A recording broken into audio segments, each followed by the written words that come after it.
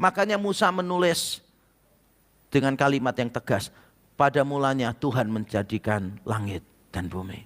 Seolah-olah mau berkata, kamu jangan noleh ke kanan ke kiri mengikuti dewa yang lain. Karena Tuhan berdaulat, Dia menciptakan langit dan bumi. Tapi kedaulatan Tuhan bukan cuma Dia menciptakan langit dan bumi. Tapi Dia juga mengontrol segala sesuatu. Dikatakan tadi di ayat yang kedua, bumi belum berbentuk dan kosong, gelap gulita menutupi samudra raya, dan Roh Allah melayang-layang di atas permukaan air. Saudara perhatikan kata melayang-layang di sana. Karena kata melayang-layang dalam bahasa Ibrani muncul 2 kali dalam tulisan Musa. Yaitu di Kejadian 1 ayat 2 di awal, dan muncul di Ulangan 32 ayat 10 dan 11 di bagian yang terakhir. Kalau saudara membaca kitab Ulangan, saudara akan tahu pasal 33 dan 34 itu menceritakan tentang kisah hidup Musa, kematian Musa. Jadi kalau memang kisah kematian Musa itu yang menulis Yosua, sangat mungkin Musa itu menjadikan Ulangan pasal 32 sebagai bagiannya yang terakhir. Berarti di sini kita bisa melihat apa? Di awal Tuhan melayang-layang, di bagian terakhir Tuhan melayang-layang. Saudara, saya bersyukur karena ayat ini mengingatkan kita Roh Allah melayang-layang apa? Di atas permukaan air. Di tengah kekacauan, mungkin kita tidak bisa melihat Tuhan bekerja.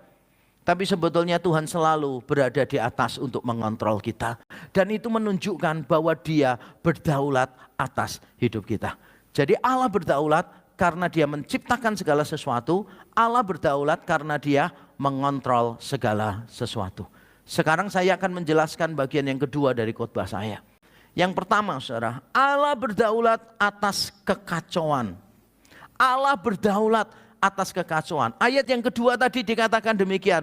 Bumi belum berbentuk dan kosong. Artinya itu sederhana, bahwa bumi belum siap untuk didiami. Karena ada banyak kekacauan yang ada di sana. Makanya Tuhan mulai mengatur satu demi satu, satu demi satu.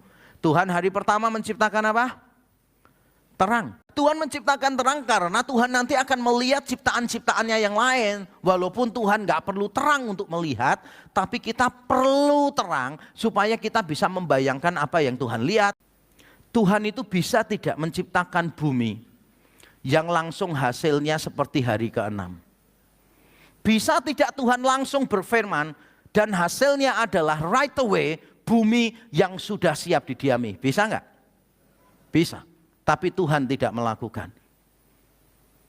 Tuhan itu tidak butuh proses. Tapi Dia mau meletakkan dirinya di dalam sebuah proses. Dan Tuhan ingin mengajarkan kepada kita bahwa kita harus sabar di dalam prosesnya.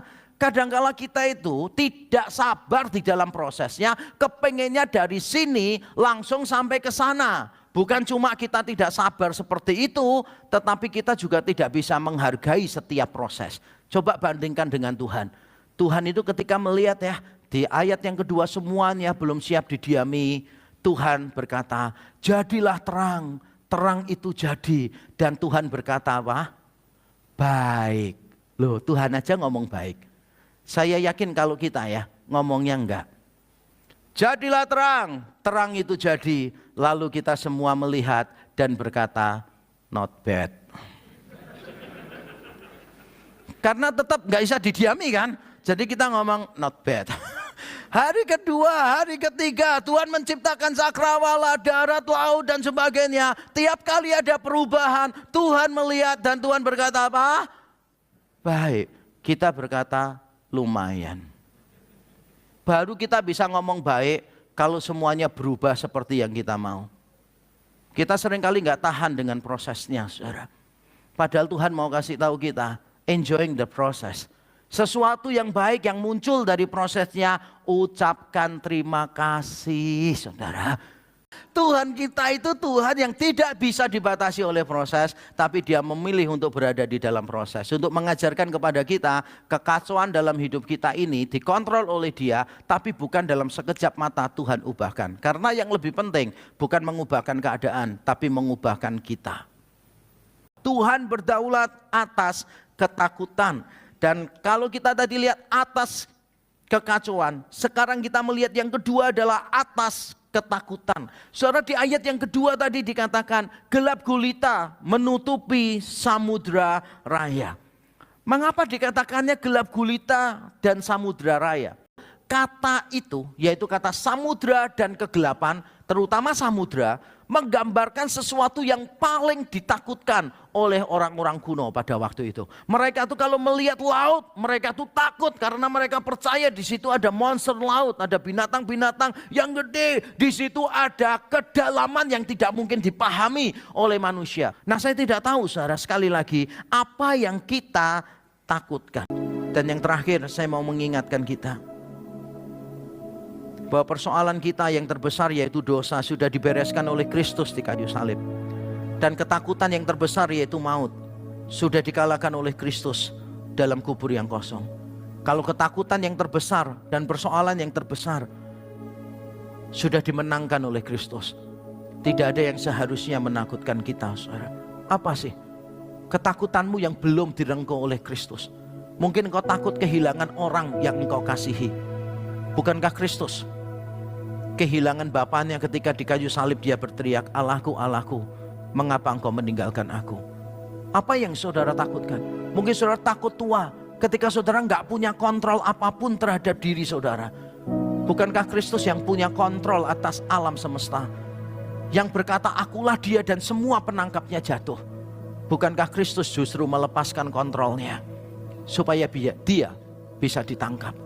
Atau mungkin saudara berkata, aku nggak mau sakit-sakitan, aku nggak mau tua karena aku nggak mau kelihatan tidak berdaya. Aku nggak bisa melakukan apa-apa dan itu aib di depan banyak orang kalau aku tidak bisa melakukan apa-apa.